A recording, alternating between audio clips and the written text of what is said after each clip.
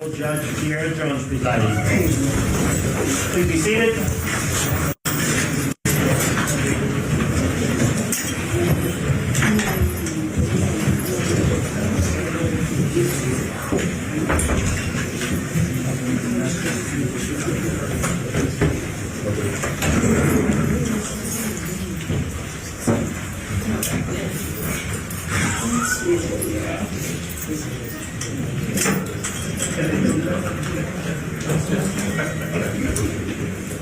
Mr. Brown, can you approach?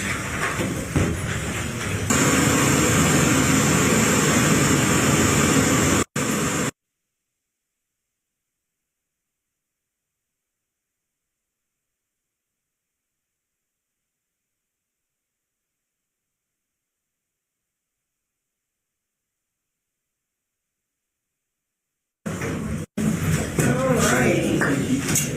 Now where are you here? I'm here for Mr. Bunker. That would be page 22. Let's go to page 22. C 390495, State of Alabama versus Jackson Bunker. Make the record reflect that Mr. Bunker is present in custody. Mr. Pinnell is here on his behalf. Mr. Pesci is here on behalf of the state.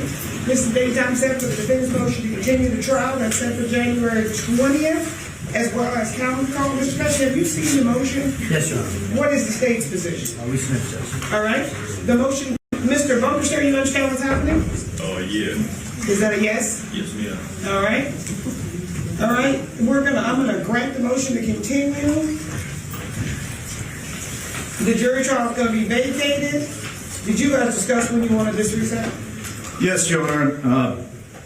My client has consented to continuing it. He has some reservations about how long it might take, but I think based on Mr. Pesci's schedule and my own, September looks best. Okay. Mr. Pesci, anything else you want to add? Yes, yes, there was some conversations about June. Unfortunately, I have three, not unfortunately, but I have three set in front of you in June, so I don't think I could pull that off. Oh, I guess I'm not going on vacation in June, Mr. Pesci. I didn't set those dates. All right. Let's go ahead and let's set the jury trial for September 14th. Your counter call can be September 3rd at 9 a.m. Your pre-trial conference is going to be August 27th at 9 a.m. And your status check trial readiness will be April 9th at 9 a.m. Thank you, Judge. All right. Thank you, Your Honor. Guys. Is that all you have, Mr. Bunker? That's right, yes. Okay. Mr. Dolente, what are you here on? I'm on page 14, Vasquez Machado. Okay. Let's go to page 14, C 389906, State of Alabama versus Julio Vasquez. May the record reflect that Mr. Vasquez is present in custody. Mr. Dolente is here on his behalf. Ms. Mercer is here on behalf of the state. This is the daytime set for statute trial readiness. Mr. Dolente, how are you doing for June 8th? Well, I mean, I still don't have the officer's report as well as the coroner's report, which was the basis for the continuance the last time. If memory serves me correctly, I believe the coroner's report is done. I thought I sent it to Mr. Dolente, but I'm going to call my office when I return. The officer's report, the detective indicated she's still working on. Okay, can you reach out to take them and let me know that that clock is ticking? Yes. And let me know about the coroner's report. Yes, ma'am. All right, so I'm gonna have status check at 30 just to make sure those things have been handed over. That date is? February 5th at 9 a.m. Thank you, Your Honor. All right, thank you guys.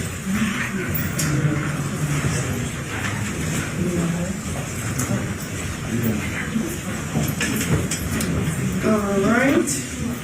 Mr. Martinez, what are you here on? Your Honor, I'm here on page 6. I don't know if we have all the attorneys for the co-defendant. I don't think we do. As soon as we do, I'll... We have Mr. Sheets. Mr. Sheets, I thought I saw Mr. Flayhigh. It's right back here, Your Honor. Okay, are you ready? And who else do we need? Maybe yes. I know the DA is here. Well, Mr. Martinez is here. Mr. Sheets, Mr. Flayhigh. There was somebody else that was there. Mr. Adris. We need Paul Adris, so as soon as he gets here, I'll call you guys. Great, thank you, Judge. All right, let's go to page 1. C 395678, State of Alabama versus Darnell Davis. May the record, Ms. Shamley, may the record reflect Mr. Davis is present in custody. Ms. Shamley is here on his behalf. Anybody from the state of Nevada? Mr. DeJaco is here on behalf of the state. This is the daytime set for the defendant's motion to dismiss counsel. Mr. Davis, is it your desire to continue forward with that motion? Yes, please. All right, I'm going to set this down for a young hearing. Monday morning, January 12th at 8:30. Okay? I apologize, Judge, what is the defendant's name? Darnell David. It's Mr. Henry's case. Cameron? I saw him really.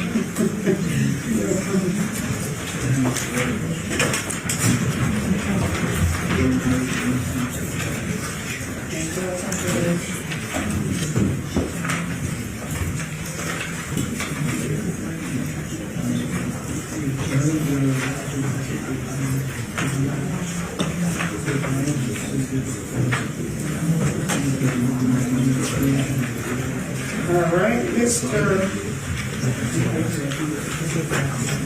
I don't think he's there. The seat is empty, Mr. Hill. Your Honor, he just called me from his jail cell. Oh, I love They this. haven't transported him. Hold on just one second. Let me just call it so we can go over that. All right, let's go to page 19. C 250-928, State of Nevada versus Julius Bradford. For all may the record reflect Mr. Bradford is not present. May the record reflect in prison, appears to be online, but the chair is empty. Mr. Bradford is pro se. Mr. Ewing is here as standby counsel. Mr. Pesci is here on behalf of the state, and Ms. Corey is here on behalf of the Nevada Department of Corrections from the Attorney General's office. Mr. Ewing. You know, I got a call 5 minutes ago from him. He hasn't been transported. Doesn't know why. It usually takes like an hour to get them anywhere Right. over there. Ms. Corey, do you have any representations about why he hasn't been transported to the video room? I have not, Your Honor. I haven't heard from them this morning. I can try giving them another call. Okay, can you call them so that you can give us an update as to whether or not they're going to get him to the video room? I will do that right now. Thank you. Okay, so Mr. Young, you can just hang out and I'll come back to you guys as soon as she comes back. All right, Ms. Lowe, are you ready? Yes, Your Honor.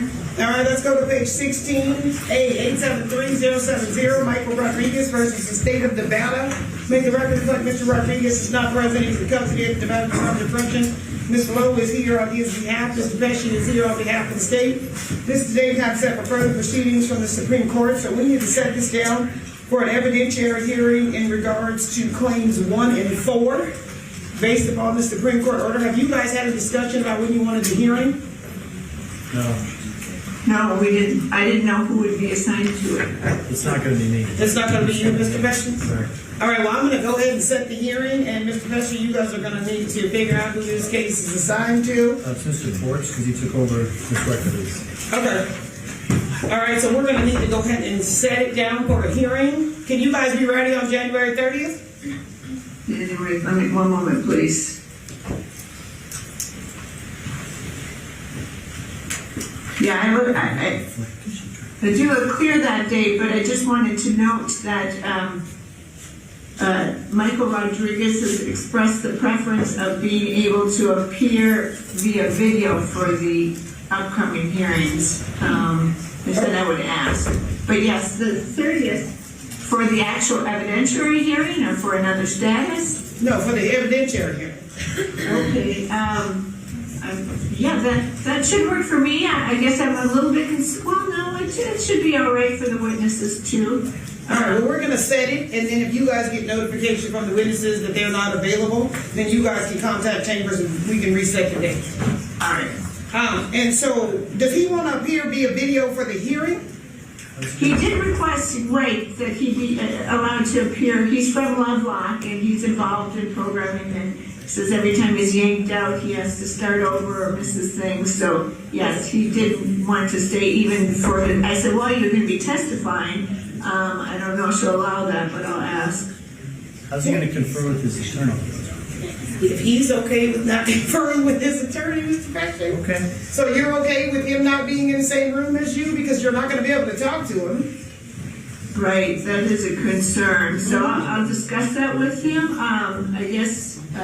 Well, the problem with that, Ms. Lowe, is if you want him to appear via video, even if you want him here, the order to transport needs to be done today because the prison requires 3 weeks. So I need the order to transport today in regards to whether he's going to be here or be on video. I did have misgivings on that, so let's transport him. All right. Well, I need you to submit the order today. I do the order? Does the state usually do that? No, not on these. You can do it. Okay. All right. Submit it today. All right. All right. Thank you, guys. Thank you. Is that it? Yeah, that's it. Mr. Rahman, have you had any contact with Ms. Hashmati or somebody from the public defender's office? Your Honor, this is Ms. Hawkins. She'll be here around 9:50.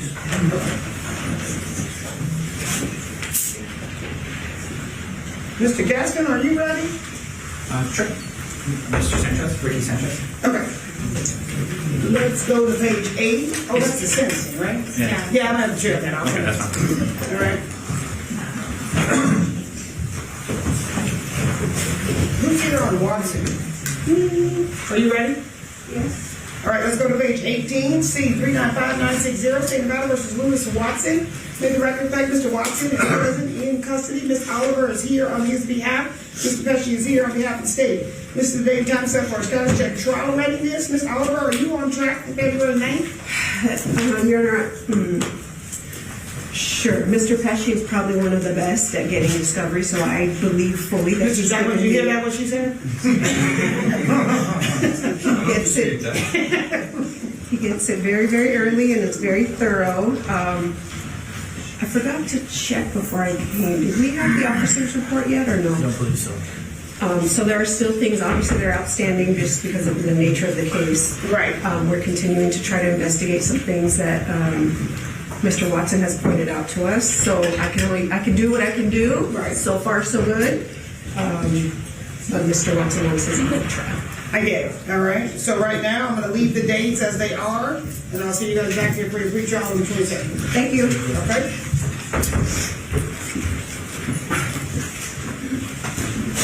Is somebody here from Mr. Becker's office? Mr. Patrick, you ready? Yes, ma'am. Let's go to page 21, C 385494-4, State of Nevada versus William Hill. May the record reflect that Mr. Hill is present in custody. Mr. Patrick is here on his behalf. Mr. Palal is here on behalf of the state. This is on for the state's motion as well as the statute EMP. What happened to the new case? So, Judge, the new case was dismissed as expected on Tuesday. I'm sure the court read the police report. I did. Mr. Palal read the police report. Chatting with Mr. Palal yesterday, I'm going to ask that Mr. Hill be released today on the original bond and house arrest, and I believe Mr. Palal is going to have no objection. I would say that if you read the police report, you would also realize that the defendant admitted to having an extra phone that he was hiding from the house arrest officer, which I think is probably less than the behavior one would expect for somebody who got a $100,000 bail on a murder that's on video. So that I would suggest that maybe a little less glibness would be appropriate given the circumstances here. That being said, I will submit to the court regarding the defendant's custodial status. Okay.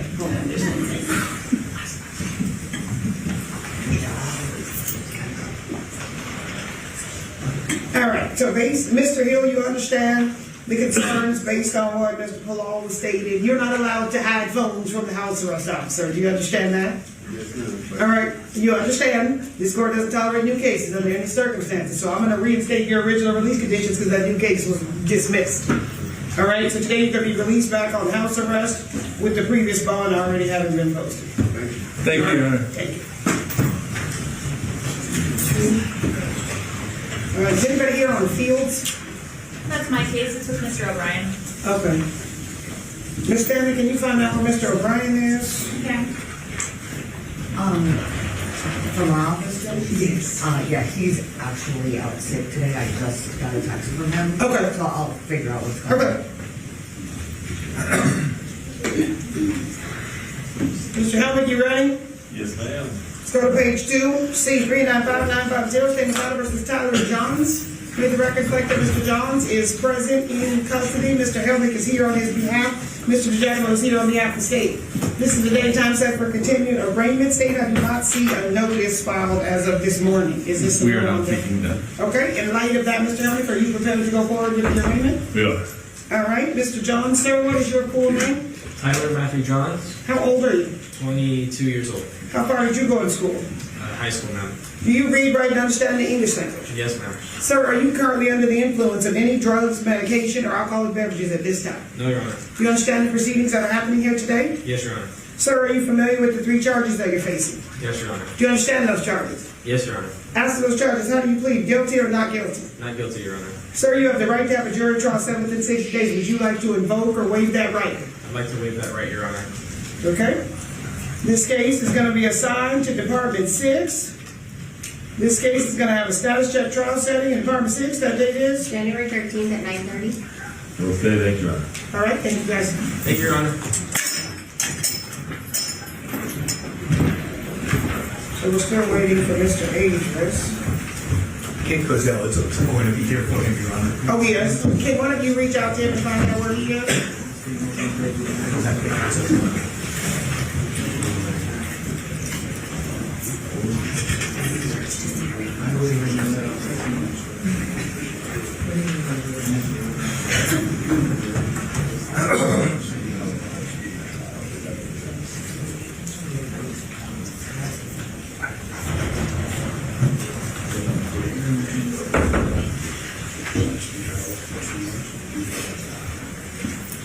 Mr. Dustin, can you approach on another way now? Yes, sir.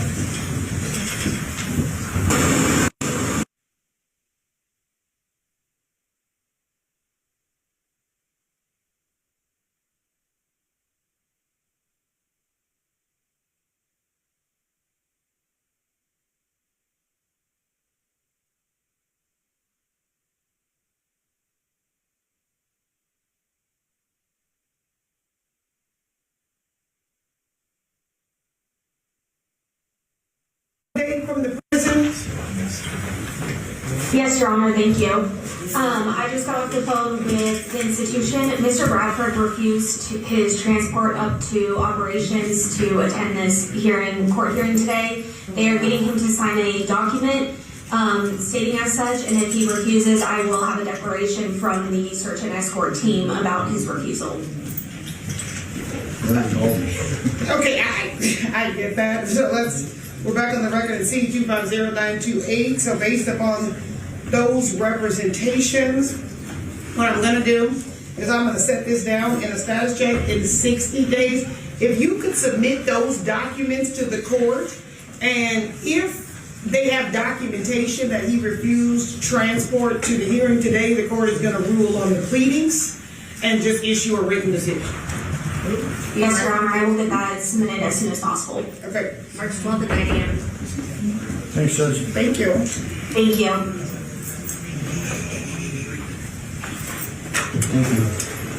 Thank you, Mr. Newman.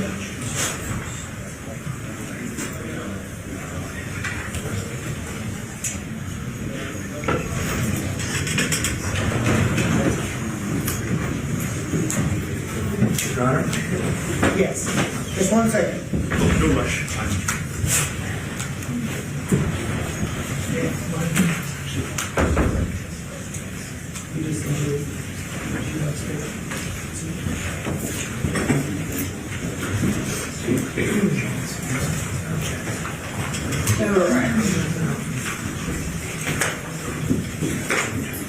Let's go on pages 3, 4, 5, and 6. C 396273-1, State Matter versus Charnay Hopkins. May the record reflect that Ms. Hopkins is present in custody. Mr. Fayad is here on her behalf.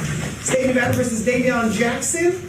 May the record reflect that Mr. Jackson is present in custody. Mr. Kozol is here on behalf of Mr. Adris. State of Nevada versus Dora Williams. May the record reflect that Ms. Williams is present in custody. Mr. Sheets is here on her behalf. State of Nevada versus Dwight Delancey. May the record reflect that Mr. Delancey is present in custody. Mr. Martinez is here on his behalf. Mr. DiGiacomo and Ms. Anderson are here on behalf of the state. This is the date and time set for arraignment. Are you guys prepared to go forward with the arraignment?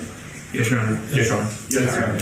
All right, we're going to take them in order, so let's start with you, Ms. Hopkins. Ma'am, what is your full name? Charnay Cheryl Hopkins. How old are you? 33. How far did you go to school?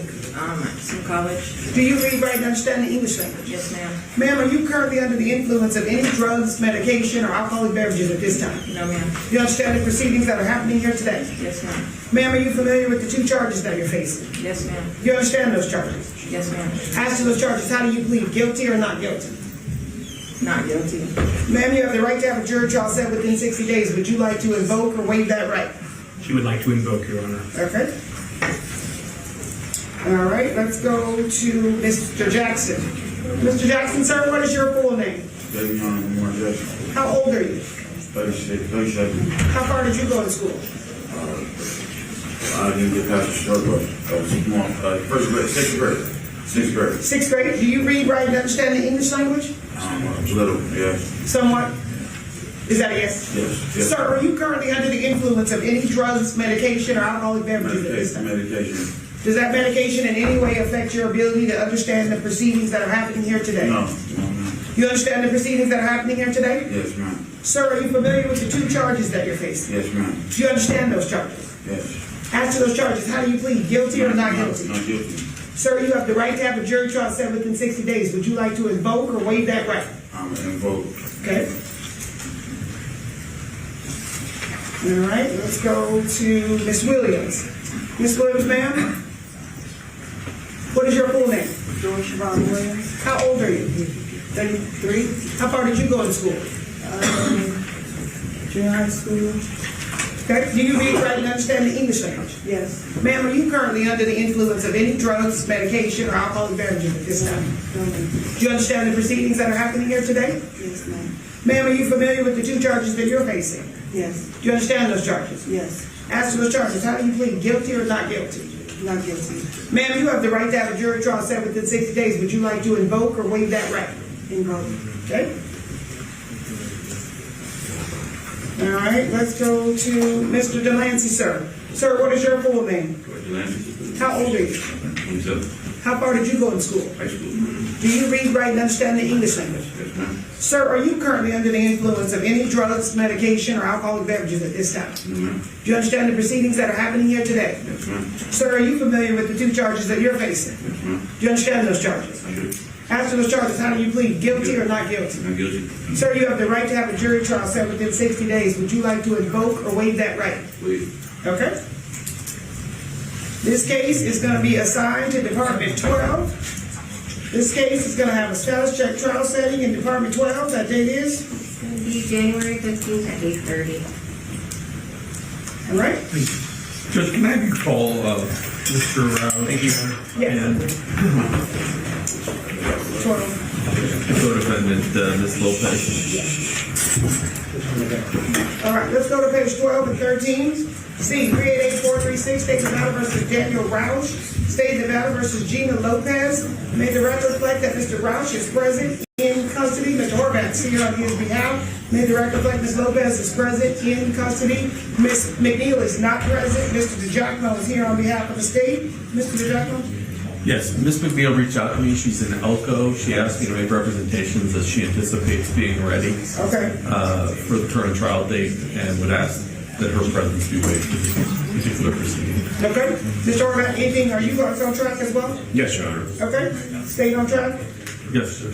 Okay. Start check at 90. The April 9th at 9 a.m. All right. Thank you, guys.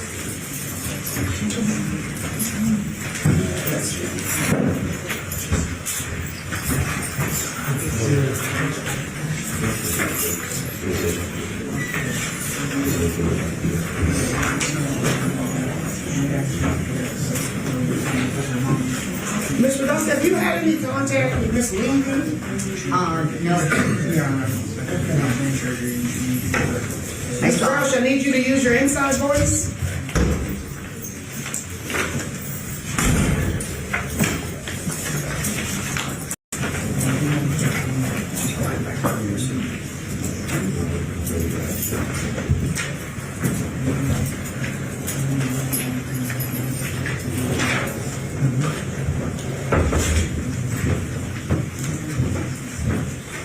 Mr. Roush, are you ready on field? I have not heard back from Mr. O'Brien yet, Your Honor, so I think at this point it might be wise to just ask him. Well, I mean, I'll see if you hear back from him by the time we finish the calendar. Okay. All right, are you ready on Smith? Sure, yeah. All right, let's go to page 10 and 11. C, 389651, State of Nevada versus DeAndre Smith. State of Nevada versus Alana Sinaceros. Make the record reflect that Mr. Smith is present in custody. Mr. Gaston and Ms. Redosta are here on his behalf. Ms. Sinaceros is present at liberty. Ms. Levy is here on her behalf. Ms. Gamero is here on behalf of the state. This is the date set for a pre-trial conference, but there was also a motion to continue that was filed by Ms. Lee. It's not set until the 15th. You guys want to wait till the 15th, is that, or are you prefer to go forward today? Prepare to go forward today. On the motion, okay. What is your position regarding the motion in regards to Mr. Smith? We oppose. Okay. The trial date is set. The case is almost a year old. I read the co-defendant's motion.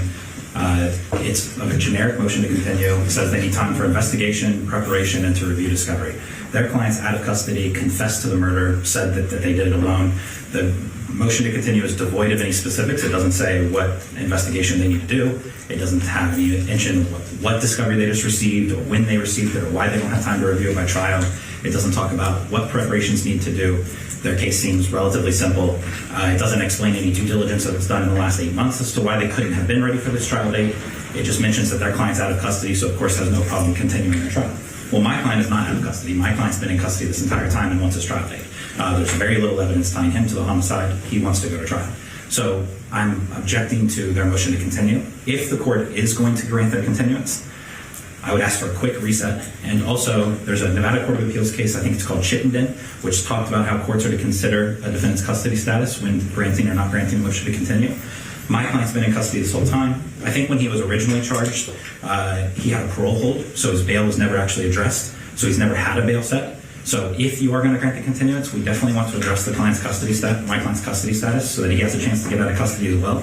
It just seems, off the top of my head, a little silly that the co-defendant who confessed to the murder and said that they did it alone has been out of custody this whole time, and my client, who has very little evidence tying to him, has been in jail this entire time. So we either want to go to trial on the date that is currently set and contest the charges, or if it's getting continued, we want his custody status to be set in something that actually gives him a chance to get out of custody. Well, I mean, Mr. Gusson, I understand all the points you made, but I want you to know I'm not sua sponte considering anybody's custody, so in that issue has never been raised with this court, so it's never been considered in regards to your client. I understand. All right, Ms. Levy, anything you want to add to the Well, motion? Your Honor, and I haven't been on this case for 8 months. Yeah, so I was appointed right before the last trial setting. I was continued till this setting, which I said I don't believe that's going to be full time. It was like 3 months or so for me to get ready over the holidays. There's absolutely no way I would be ready, and I told the court when it was set that I wouldn't be ready for this trial setting. I didn't receive discovery until after that, which is a large amount of discovery, multiple cell phone dumps, and I haven't had a chance to review everything. So there's absolutely no way I would prepare to go forward. Additionally, as this court is aware, I know the co-defendant's counsel is asking for a short set. This court knows that I start a 3-month federal trial on March 23rd in front of Judge Navarro. March 23rd. Okay. So I will not be ready to go before then. I'll be preparing for that. That's a 3-month, 11 homicide case in federal court. So I'd ask the court to continue. I mean, I'm obviously not going to be ready. So. Okay. Ms. Gamero, what's the state's position on the motion? I have no opposition, and just in Ms. Levy's defense, there is quite a bit of discovery in this case, so I'm not surprised by her motion at all. Okay. Well, I mean, Ms. Levy did indicate, and Mr. Jackson, I know that you were not on this case at that time either, so you weren't here. Ms. Levy did indicate to us when this was set that she could not be ready to go. This date was likely not viable, but she would be working to get ready, as well as if the discovery she doesn't have, she doesn't know what it is that she doesn't have, as well as you guys have indicated in the motions and everything you filed, there were still things coming in and there were things that were being filed. I know I still owe you a decision on the motion to suppress because these things happened in the last batch of discovery and you filed the motion as quick as you could. So I understand where everyone's coming from. I'm going to grant the motion to continue over your objection. The January 15th date for the motion to continue and the calendar call will be vacated. The jury trial will be vacated, but I do understand where the defense of Mr. Smith is coming from. And based on the several motions that Ms. Radasta has filed in this case, I'm aware of the facts of this case. So I believe that I understand where you're coming from in regards to wanting to consider your client's custody status. However, pursuant to the court rules, you have to do that in writing. And as I stated, this court has never been asked to consider your client's custody status, so I never considered it. You guys can file a motion, but what I am going to do is set this on first cast check because what we do with the trial date will determine what I do with the motion on your client's custody status. So do you think you can get it filed in a week? We could file it by the end of the day, probably.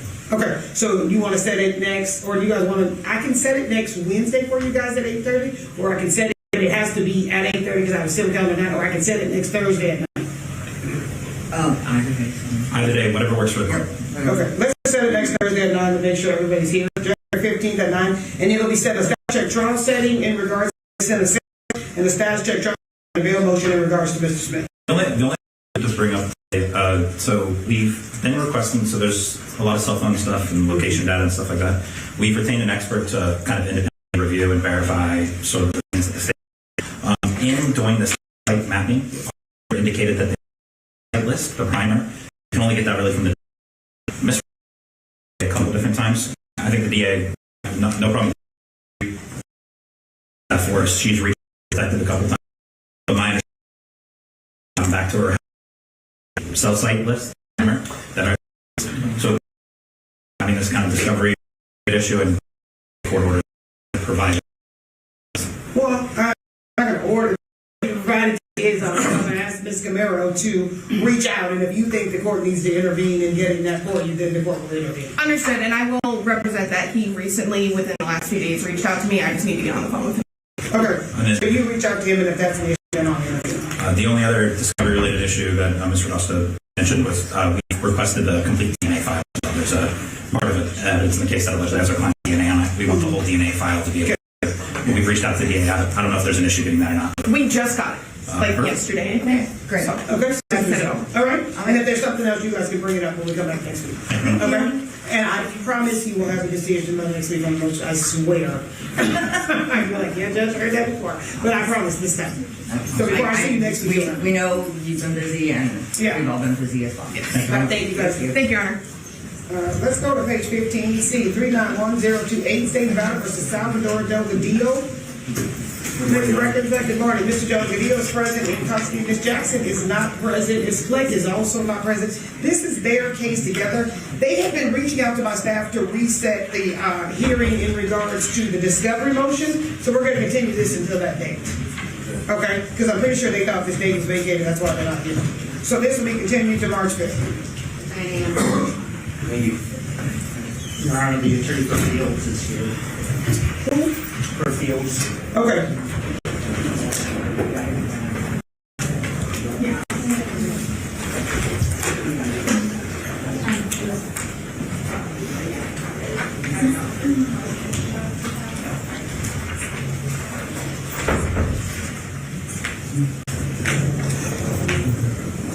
Mr. Pilar, have you had any contact with Mr. Becker's office on Rice?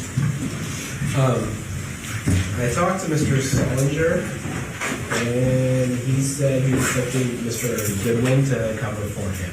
Okay, well, she's not in custody, so we can come back to it. Let's go to page 23. C 396529, State of Idaho versus Levi Fields.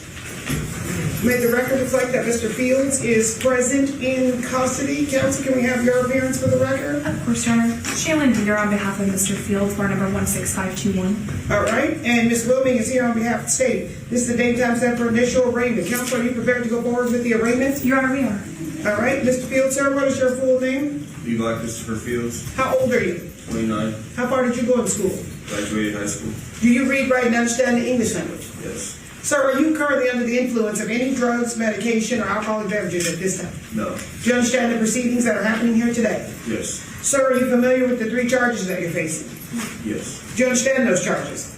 Yes. As to those charges, how do you plead? Guilty or not guilty? Not guilty. Sir, you have the right to have a jury trial set within 60 days. Would you like to invoke or waive that right? Invoke. Okay. This case is going to be assigned to Department 2. This case is going to have a status check trial setting in Department 2. That date is? January 13th at 9 a.m. All right. Thank you, guys.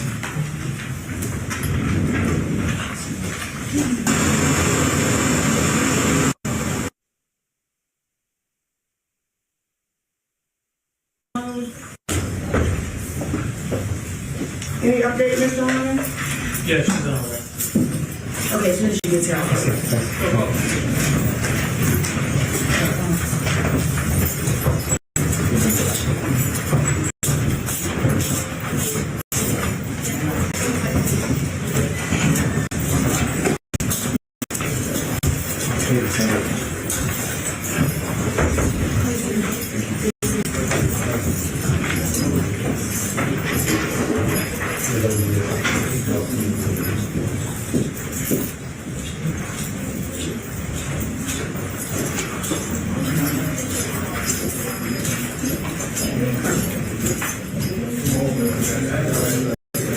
Mr.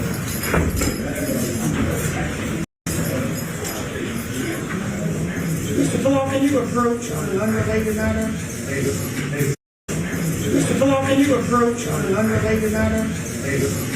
So are you?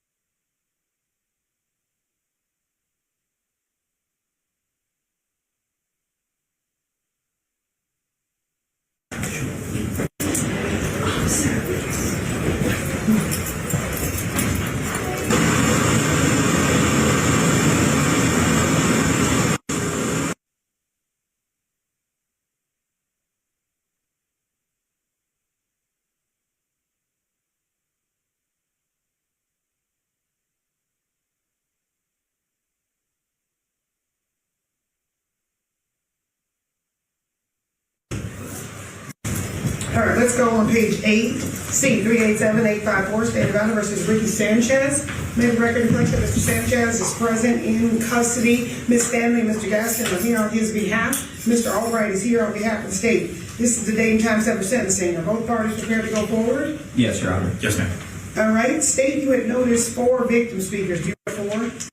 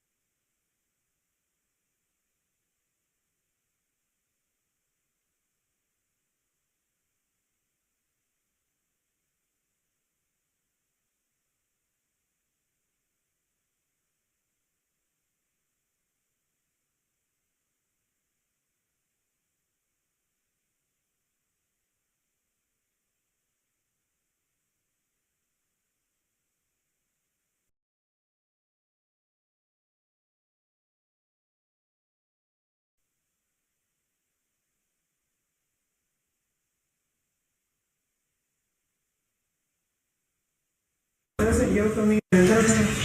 We only have 2 speakers out of 6. Oh, okay. So like she had an interpreter during trial.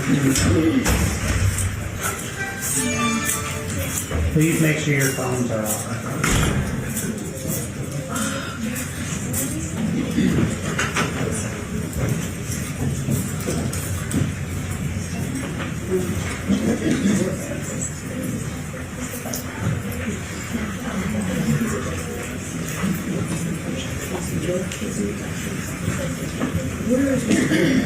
He just stepped out to get up and follow on the phone. He was coming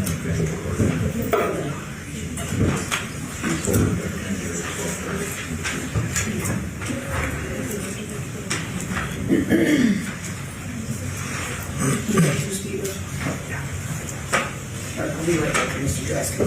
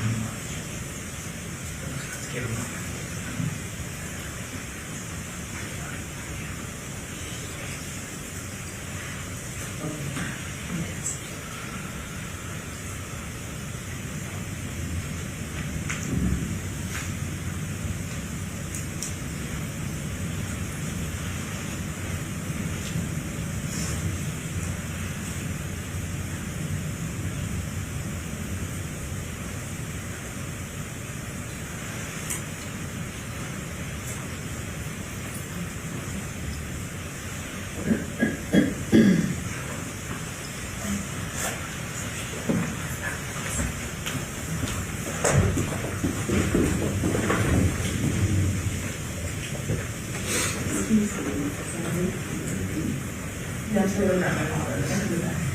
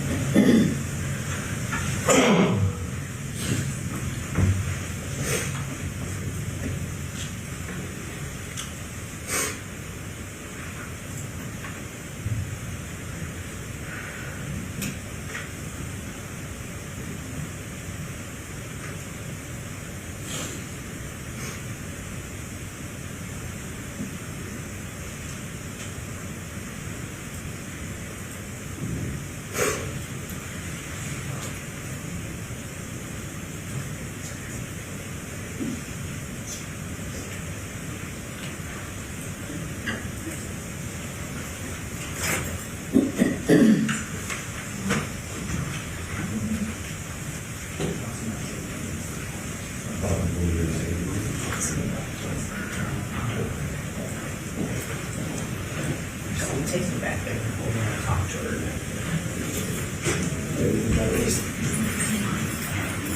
Ms. Michaels.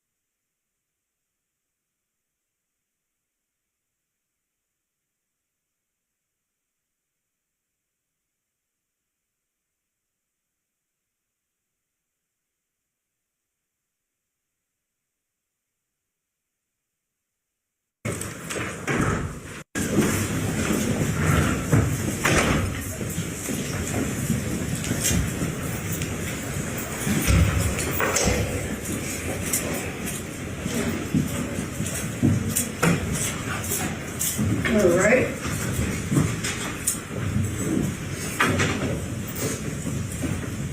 Let's go on the record and see 377239, State of Nevada versus Devyn Michaels. May the record reflect that Ms. Michaels is present in custody. Mr. Draskovich and Mr. Horvath are here on her behalf. Mr. Giordani and Ms. Griffith are here on behalf of the state. This is the date and time set for sentencing. Are both parties prepared to go forward? We are.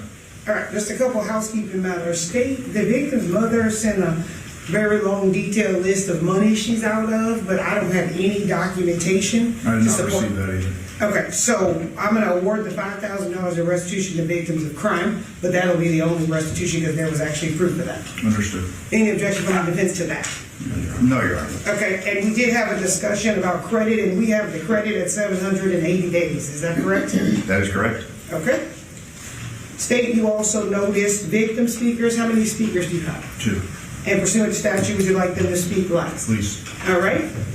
State, since this is the result of a jury trial, you have retained the right to argue. Yes, Judge, and you've been doing this as long as I have, if not longer. There's a couple of different types of defendants that come before you and that I've dealt with in my career. And there are those that don't function in society. They commit multiple crimes over and over. And then there are those like this defendant who functioned relatively normally for an extended period of time, but committed such an extreme act of evil when she did commit a crime that you have to put her on the far end of the spectrum of evil, Judge. I understand that her lack of criminal history is something that you're going to take into consideration when you determine whether she gets life without her or not.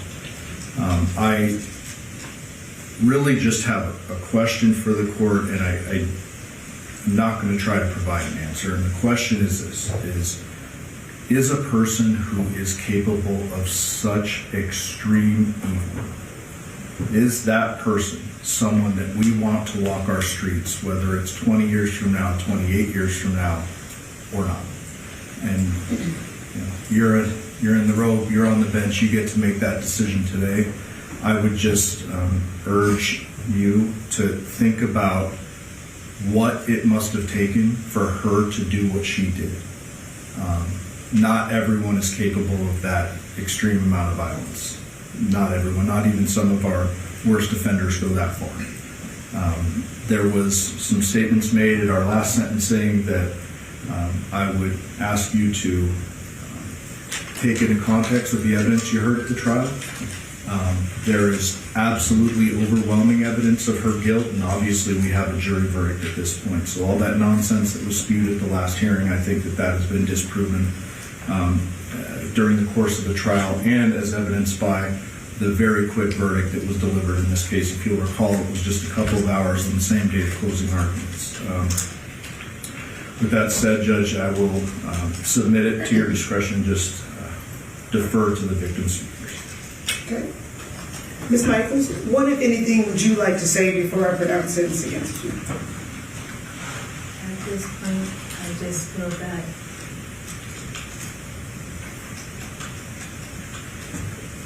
anything I say, it won't.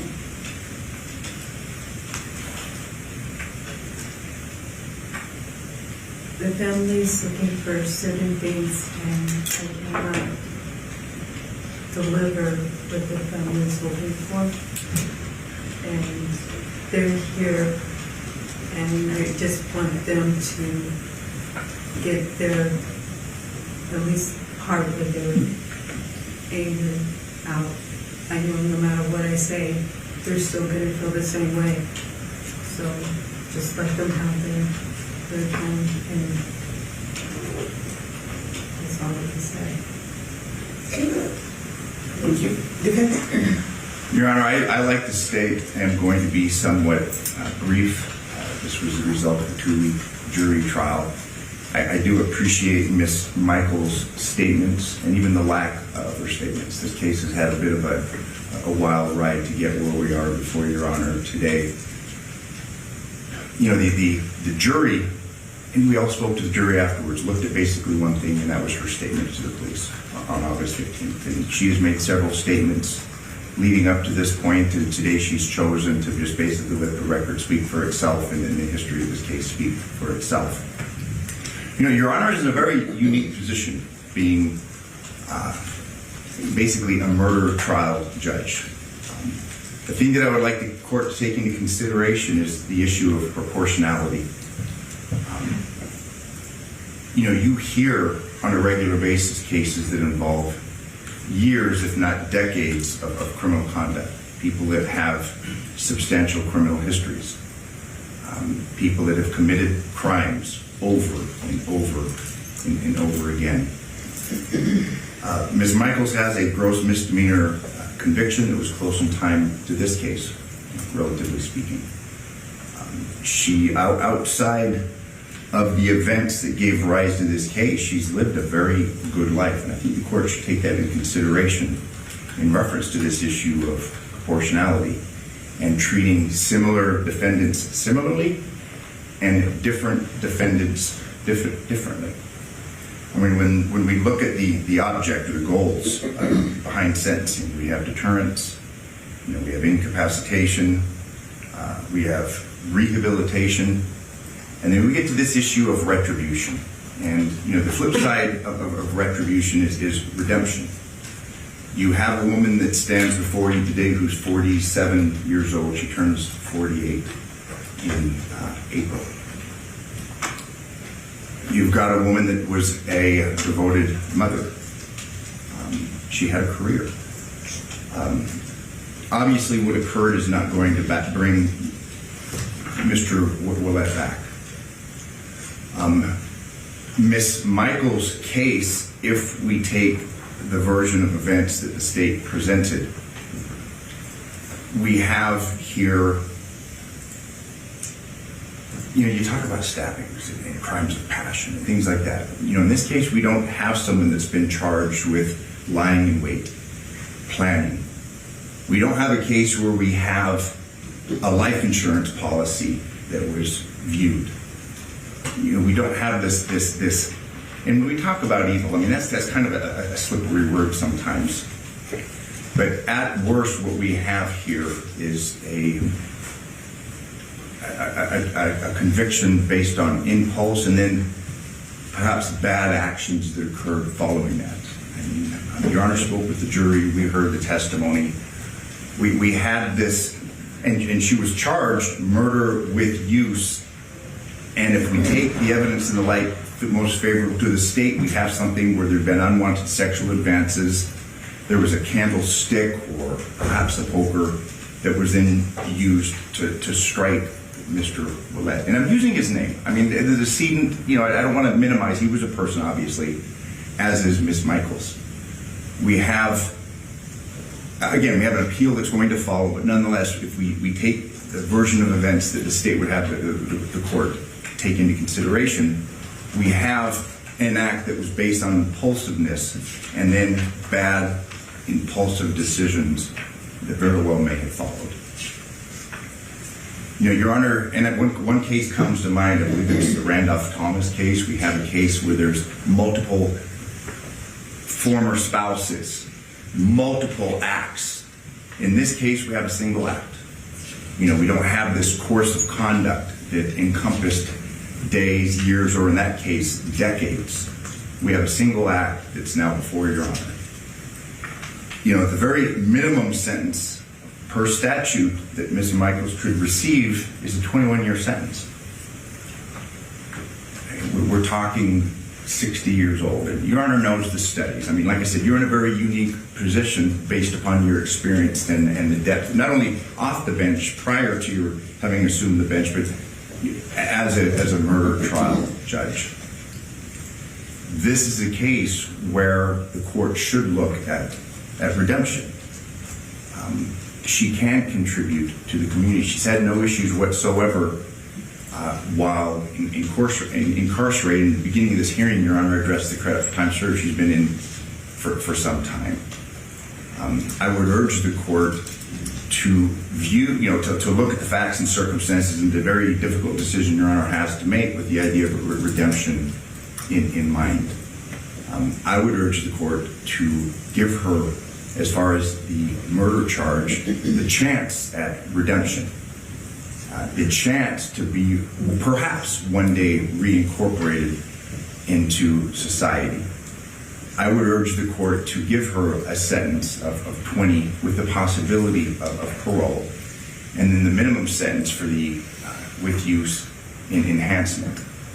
I would submit that this idea of proportionality and true equity and fairness would be served by such a sentence, and that's what we request, and on that I submit it, Your Honor. Okay, thank you. State your first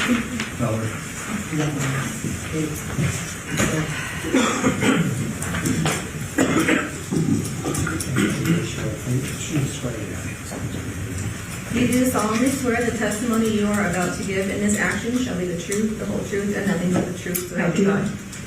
Please state your full name, spelling your first and last name for the record. Valeria Willett, VALERIA WILLETTTE. And ma'am, what would you like to say to me today? First of all, thank you for giving me the opportunity to speak out.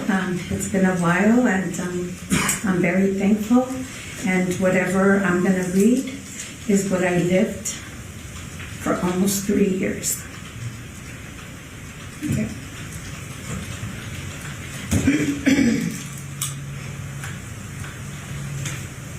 Excuse me.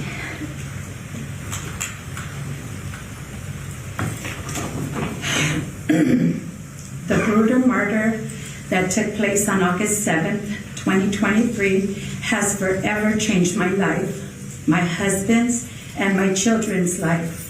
I am still in shock and traumatized because of this unbelievable act from someone who is selfish and heartless. About a week after Jonathan's murder, we came across a huge responsibility of taking in 2 young girls who we didn't know, and due to the circumstances, we couldn't say no when all others say they couldn't. My life has changed since the notification of my stepson's death. With us taking in 2 girls with us taking 2 girls in our home and getting to know them and not knowing of all the trauma they previously had after the murder, even more trauma was added. It has been a tough 2.5 years for all my family. Grieving has been hard at home, since there were times when I needed to break down and cry, but I couldn't because we had 2 girls who depended on our strength. Along came caseworkers, CASA, Boys Towns, and CAP attorneys who visit our homes several times a month. This doesn't include the process of getting fingerprinted, classes to be able to assist the girls while with us, and therapy for them and myself, husband on a weekly basis. The girls did not have discipline, boundaries, basic cleanliness, social skills, and proper hygiene. The clothing they brought from Child Haven was unfit for anything except playtime.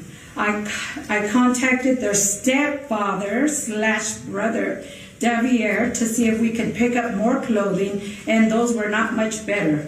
We ended up spending a lot so they could look presentable when in school and out in the community with us. We also have to deal with Casey, our daughter, who was in senior year and fell into depression, making it hard for her to be in school and caused a lot of absences. It was a huge change in her life, having to deal with 2 young girls with so much trauma, and Casey graduated in June of 2024. It has been very hard on us since no other relative has assisted us in caring for the girls, only my immediate family members, which are my adult children. We have now built a relationship with Aunt Kayla, the killer's sister. She stopped by while she was in Las Vegas on business, and we had a great conversation, and she departed as a supportive aunt. Because of this meeting, the girls have changed their minds of what kind of person she is. We will continue to nurture this relationship with Aunt Kayla and the girls. Through Jonathan, we have gained a true friend who has supported us, especially me. We grieve together, and Bernadette has also lost a best friend. We talk, cry, and express our sorrows about how a person was taken away so brutally. We cannot bring Jonathan back. God has gained an angel in heaven. We believe he is watching over us and the girls. I ask today for justice for our family, especially the girls, because we have been sentenced for life with this tragedy. This will follow them for the rest of their life. We've created a time capsule for them in therapy where they can place notes or items that they can open in the future to remember their journey. We will never again hear his voice, his laughter, or see his expression. Jonathan doesn't have a second chance. His life has been taken, never to return to us. The girls have been left without a dad, stepfather, brother who doesn't make contact with them, and a mother who's in jail. After my marriage of 14 years, I have come to know Jonathan. Although we didn't have a close relationship with him, I miss his jokes, laughter, and him being funny. He would come around on holidays and enjoy our time spent with him. Thank you for allowing me to speak about the situation, and I am seeking the hardest penalty in this case. The killer that ended Jonathan's life needs to be put away forever. Thank you. Thank you very much, ma'am, and thank you for being here today.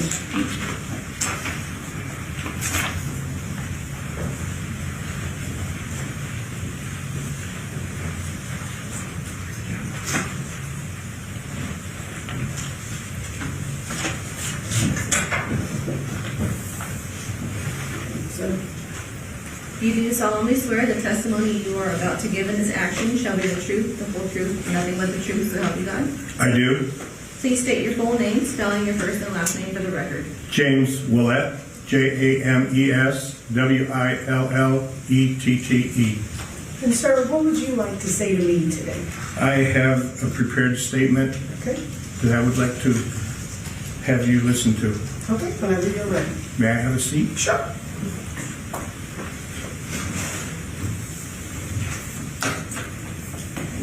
Your Honor, I must apologize as I'm uncertain of the appropriate name to use.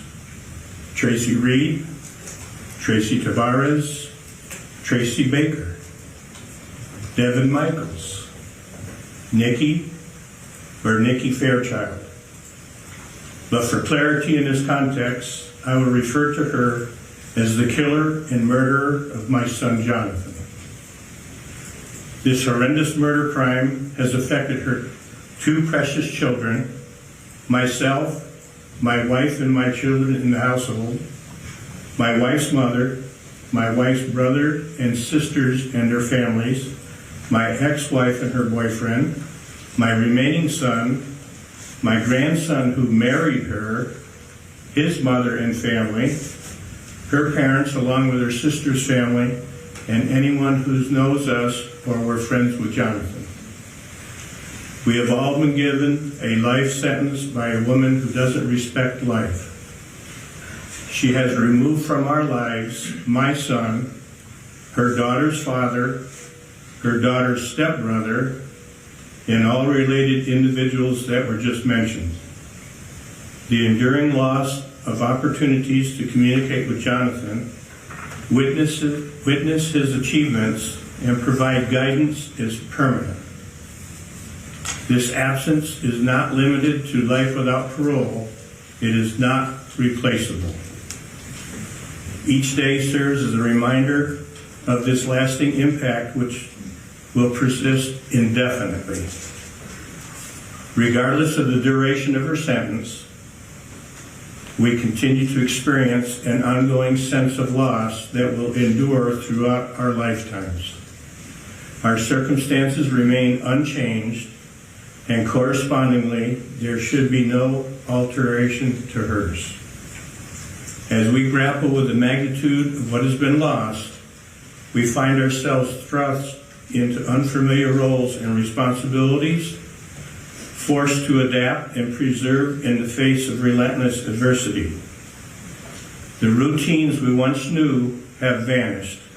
replaced by an ongoing quest to provide love, safety, and guidance for young lives so suddenly uprooted. Our whole household has become a place of both deep sorrow and determined resilience as we navigate the labyrinth of legal proceedings, therapy appointments, and daily challenges that arise from the tragedy of this scale. The weight of grief is compounded by the necessity to advocate fiercely for our grandchildren, ensuring their emotional and physical needs are met, even as we contend with our own sense of devastation. Despite the overwhelming nature of these circumstances, we are steadfast in our pursuit of healing and justice, propelled by a profound sense of duty to honor Jonathan's memory and to safeguard the well-being of those he cherished most. The tragic passing of my son, Jonathan, has had a profound impact on many individuals, including his two beloved children, his mother, our family, all relatives, the killer's parents and sister, as well as friends and acquaintances of him. We have all received an extreme life sentence, not a 15-year to life term. We have no parole. We just the knowledge and the heartbreak of his loss. Life has taken away my son, her daughter's father, her daughter's stepbrother, who is also her husband, and all others mentioned. The opportunity to communicate with my son, appreciate his life, witness his achievements, and provide support through advice is permanently lost. Every day we are reminded of this irreversible consequence. Nothing will change in 15 years, 20 years, or even our lives. Regardless of any duration served by the killer, Jonathan will not be returned to us. His actions are permanently ceased, and his voice will remain silenced forever. We are enduring a lifelong impact until the end of our days. This situation remains unchanged for us and thus should remain equally unaltered for the killer. We are consistently reminded of the serious impact of the killer's action on her life. Each day, the killer's daughters wake up to the reality that their father is no longer part of their lives, preventing them from sharing any experiences or creating memories with him. They experience significant long-term effects due to growing up without parental support, relying on grandparents, relatives, and others for assistance during a limited period before achieving independence. We are optimistic that they will understand they are not responsible for these circumstances and their future choices will help them avoid entering this system. Despite this, they will carry the burden of their mother's actions, knowing she has effectively removed both parents from their lives. These events have left two young lives facing significant challenges in their futures following the loss of their father due to her mother's actions. The recent events have been particularly traumatic for our family, especially for the children. My wife and I have attended classes to assist in raising our granddaughters and addressing their trauma. We are supported by caseworkers, CAP attorney, CASA worker, Boys Town worker, therapist, special school classes, coaches, and the daily challenges resulting from the loss of both parents. This situation has impacted everyone involved. We have observed changes in attitudes of our relatives and friends due to this event. Both my wife and I have consulted a therapist for support, which has been beneficial, though the issue remains prominent in our lives every day. We have attended numerous court dates related to both the murder trial and the cases involving the child abuse and termination of parental rights. The significant time spent traveling, communicating with district attorneys, and enduring the anticipation of trial outcomes has severely impacted our mental health and well-being. Such experiences are immensely challenging, particularly when one child is tragically taken by murder, as Jonathan has. As a retiree, I anticipated enjoying my golden years, but now my wife and I find ourselves responsible for raising preteens once again. It is essential to emphasize that while we deeply care for the girls and are concerned about their future, proper medical care and dedicated personnel can help ensure they lead normal lives. We are making notable progress with Janaea, who is determined to improve her life and situation. Despite holding 3 licenses, foster kinship, relative foster home advanced foster care, and professional caregiver pre-service training, we continue to enhance our understanding of the trauma experienced by our granddaughters. These children have never experienced loving discipline nor had real interaction with others, as they were homeschooled rather than attending school. Consequently, there is a significant lack of etiquette in social environments and personal interactions with peers and friends. This is especially difficult for us in a family setting or gatherings on special occasions. Throughout this difficult and painful experience, our resilience has been tested beyond measure as we navigate the complexities of the judicial system and endeavor to provide a stable environment for our granddaughters amid relentless adversity. The emotional and practical burdens we bear have transformed our daily existence, challenging us to find strength in one another and in support systems available to us.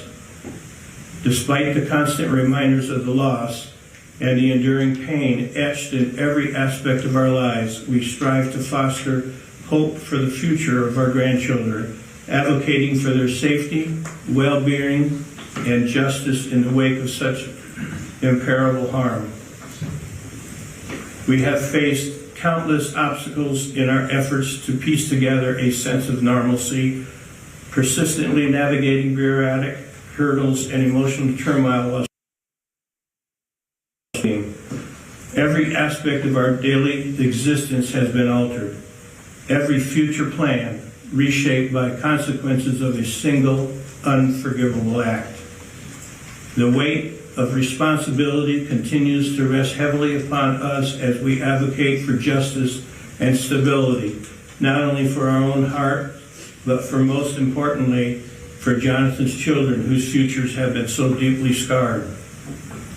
We are requesting, per Marcy's law, the Senate Joint Resolution SJR Section 1, letter G, to reasonably notice of all public proceedings, including delinquency proceedings, upon request at which the defendant and the prosecutor are entitled to be present, and all parole or other post-conviction release proceedings, and to be present for all of these proceedings.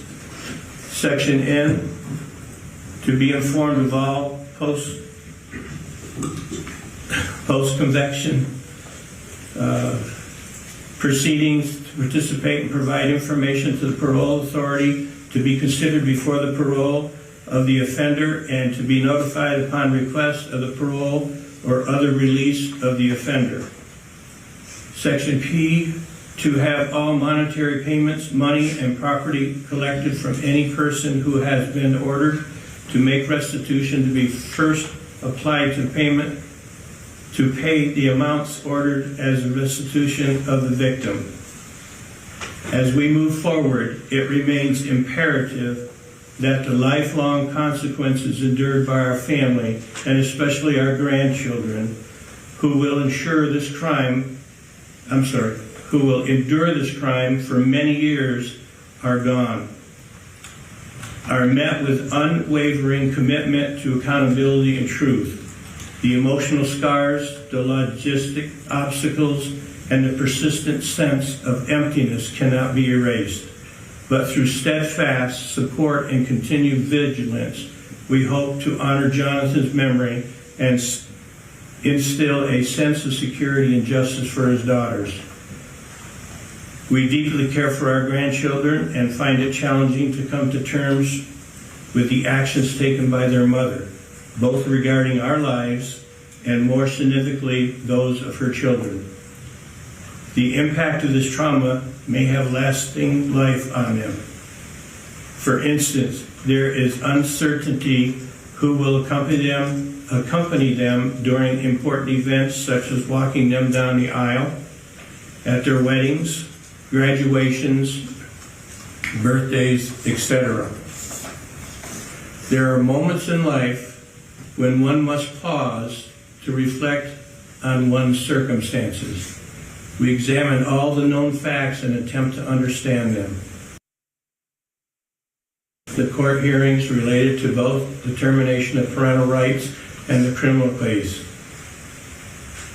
This planned and calculated murder, and remind it was planned and calculated, is not justified in any way or manner, and the killer needs to be incarcerated for the rest of her life.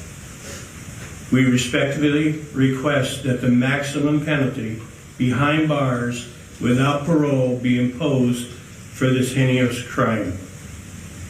We consider the act of killing and decapitating the father of the killer's children and husband to be egregious and extremely severe and should be met with extremely severe punishment.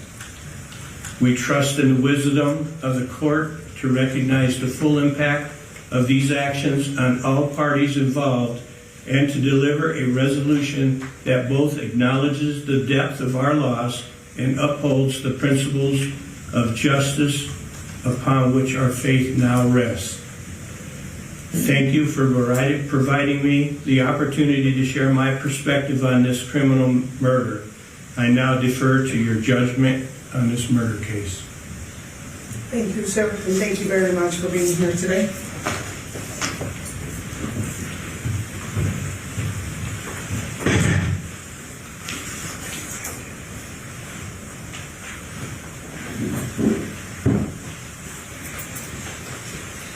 Well, I think when Mr. Draskovich said it's been quite a roller coaster that got everybody here, I think that's quite an understatement as to how we got here. But I did preside over this trial for 2 weeks, and I was able to hear all the evidence that was presented by the state, as well as I was the judge when this case was originally negotiated in a settlement conference, and then Ms. Michaels wanted to withdraw that plea and proceed to trial. And the jury has ruled, and we all have to respect the decision of the jury. But I have to say, and I think Mr. Willett said it best, and as well as so did his wife, because one of the biggest concerns that I think we should all have as we deal with this is the fact that these children are going to be left without either one of their parents. And it's not any fault of theirs, it's not anything that they played a part in, but as well as everything that they had endured up to this point. And now, Ms. Michaels, based on your actions, they are going to be left without either one of their parents. Pursuant to the jury's verdict, you're going to be adjudicated guilty of first-degree murder with use of a deadly weapon. In addition to the $25 administrative assessment fee, your DNA was taken in 2022, so it's waived. The $3 DNA assessment fee, you're going to be ordered to pay $5,000 in restitution to victims of crime. You're going to be sentenced to 240 months to life in the Nevada Department of Corrections. There's going to be a consecutive 96 to 240 months in the Nevada Department of Corrections for the deadly weapon enhancement, and as of today, you have 780 days credit for time served. Thank you. Thank you. Mr. Draskovich, your office will be allowed to withdraw at this point. Mr. Brown, we are going to appoint you as appellate counsel so that you can file the notice of appeal. Yes, if you could put it.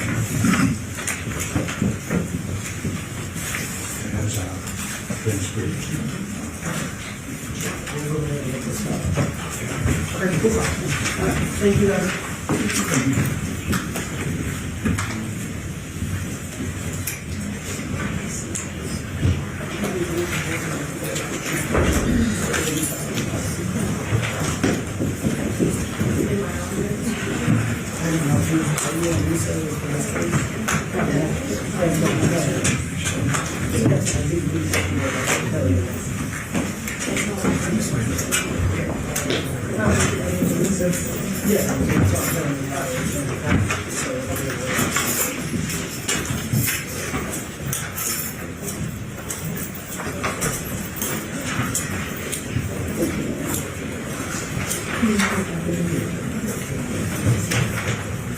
believe.